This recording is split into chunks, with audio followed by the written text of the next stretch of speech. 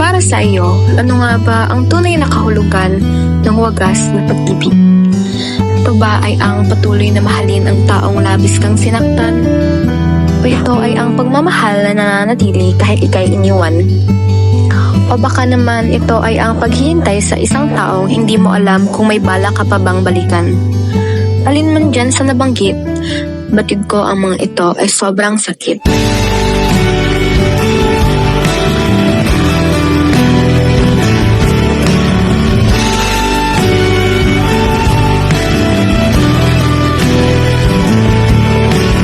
Bakit ba ang hirap-hirap magsabi ng diretsahan? Di pagkakaunawaan, pwede sanang pag-usapan.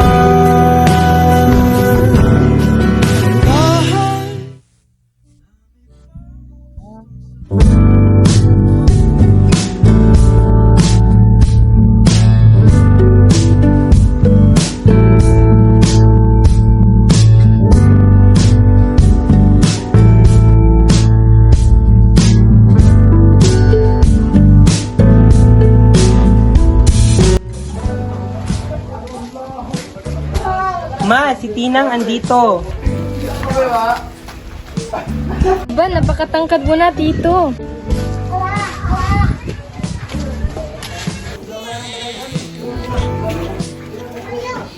Tinang, makita ko nga ang sanggol mo. Lalaki ba ito? Oo ma, at malaki ang mga Tinang. Ano bang inaasahan mo? Ang ama ay bagubo, kahit si Tinang ay mukhang bagubo na rin. Ano Tinang, hindi ba magandang bagay ang pag-aasawa? Ang hirap, senyora, napakahirap. Mas mabuti pa magtrabaho ako ulit dito. Ayan, di ba sinabi ko sa'yo kung ano ang kahantungan mo? Ha? Ang magiging alila ka ng iyong asawa at may akay-akay na sanggol? Hindi ka ba buntis ulit? Hala, magkakaroon ka ng isang dosenang anak niyan kalaunan. Teka lang, may ibibigay ako sa'yo. Ito, may mga lumang kumot at bestida na pwede mong igupit para sa sinugod. Kamusta na si senyor? Ay, palaging galit sa mga driver ng traktor. Hindi katulad nung andito pa si Amado. Naaalala mo ba kung gaano siya kagaling na driver? Maayos lagi ang mga traktor. Pero ngayon nagtataka ako bakit bigla na lang siya umalis. Sabi niya 2 araw lang siya mawawala. Hindi ko alam, senyora. Yaya, timplahan mo nga kami ng kape tsaka gatas.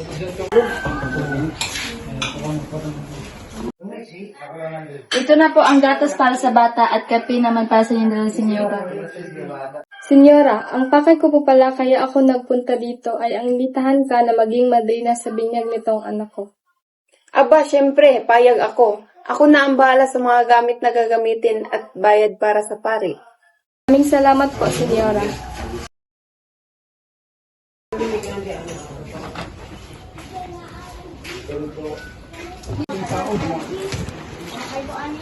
Kailan ka ulit makakabisita, Tinang? Huwag mong kalimutan ang mga ipinadala ko sa iyo. Dumaan ka na rin sa butika. May sulat ka doon. Bubuksan ko sana pero naisip kong baka dumaan ka.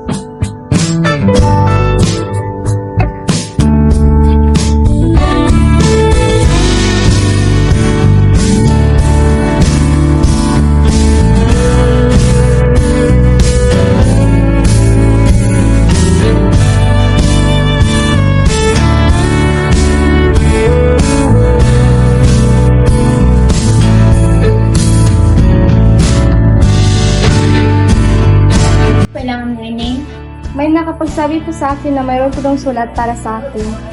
Naalala ko na mayroon pala dito nagbigay ng sulat matagal-tagal na.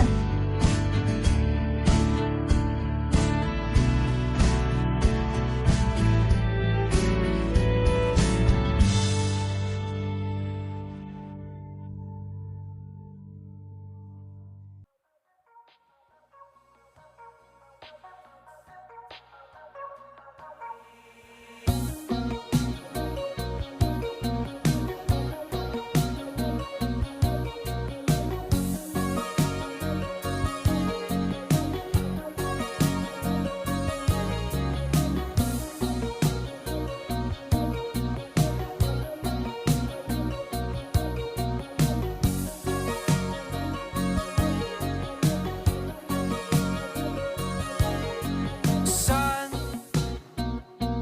darating? Mahal kong Tinang, kamusta? Paano ang buhay? Maayos ka pa ba? Ako, ayos lang din. Pero malayo ka sa aking tabi. Hindi madali ang malayo sa ating mahal sa buhay. Tinay, mahal mo ko ba ako? Sana ang iyong mabait at mapagbigay na puso ay hindi maglaho. Balang araw o sa anumang paraan, babalik ako upang tuparin ang ating pangako. Maraming linggo at buwan na ang lumipas. Nalala ko pa rin noong mga nakaraang araw, lalo na nung ako'y nagdurusa sa init ng traktura sa ilalim ng araw.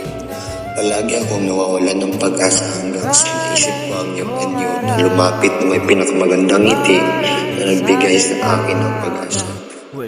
Tinay, hindi ako makabalik dahil nakita kong labis na masama ang kalagayan ng aking ina. Kaya't hindi ko natupad ang planong maging katuwang ka sa buhay.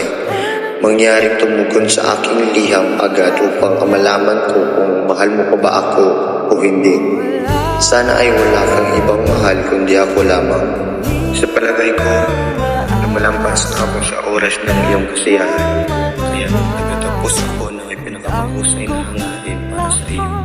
Kasama ang mga kaibigan naming sinagunding, si Faring, Bondio at iba pa.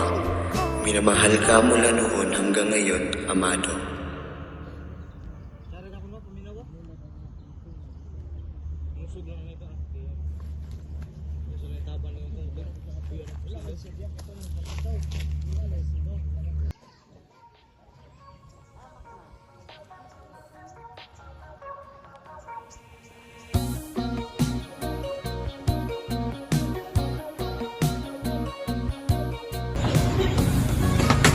Ingo, ba't ka nag-i-impake? Alis ba tayo? Hindi, ako lang aalis dito, Tinang.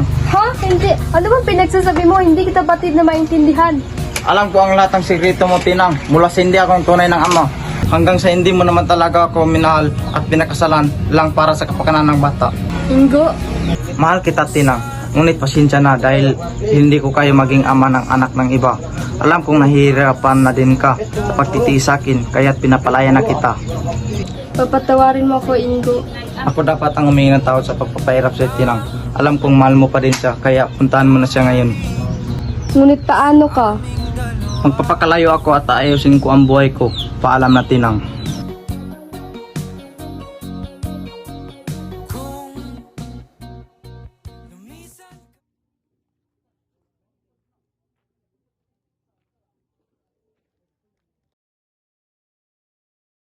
Senyora, Tinang, mabuti bumalik ka. Pumunta dito si Amado. Hinahanap ka. nasaan po siya, Senyora? Sundan mo, kakaalis lang niya. Baka makalayo pa yun. Akin na muna yung bagubito mo.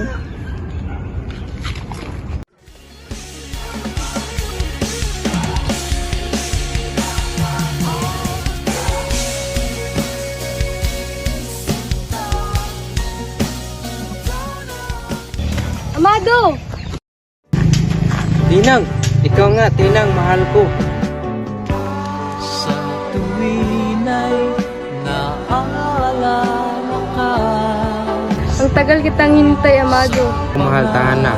Sumama ka sa akin, Tinang, at ibibigay ko ang buhay na narapat sa iyo. Sasama ako sa iyo, Amado. Sasama kami ng anak natin. Alaala sa aking pag-iisa. Sinong may sabing makakalis kayo? Ingo, akala ko umalis ka. Tsaka lang ako alis pag nilisan nyo ang dalawang mundong to. Sinabaya ako sa maraming tao. Sinasabing wala akong kwentang ama sa hindi ko naman talaga anak. Minahan ka, Ingo. Pag-usapan natin to. Manahimik ka! Ako dapat ang mahal Tinang, ngunit bumalik ka pa! Ikaw Tinang, ginamit mo ako dahil sa pagkanan ng anak mo. Dapat kang mamatay. Tinang!